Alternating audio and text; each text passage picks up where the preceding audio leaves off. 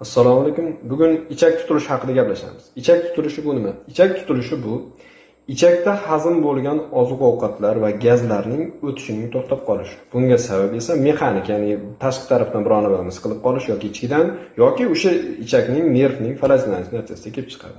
Asosiy sabablari esa bitishmalar, o'smalar, ichakning o'zini buralib qolishi yoki o'shaning nervning falajlanishi natijasida kelib chiqadi.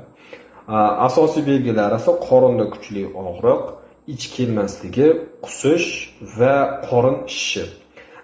Eshitilganda, ya'ni maxsus asbob bilan eshitib ko'rilganda, ichakda harakatning yo'qligi yoki harakatning buzilganligi yoki o'zgarganligini ko'rishimiz mumkin.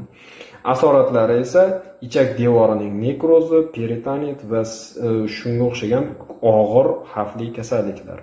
Tekshiruvda rentgen va UZI bilan ko'rilganda suyuqlik va gaz to'planishi ko'rishimiz mumkin bo'ladi.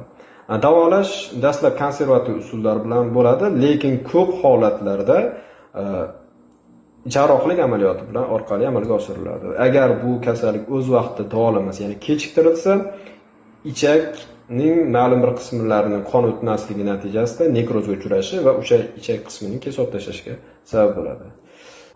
Ismim Shukurjon, xirurgman. Kanalni kuzatib boring. Har kuni biror kasallik haqida ozgina bo'lsa ham ma'lumot berishga harakat qilaman. Rahmat.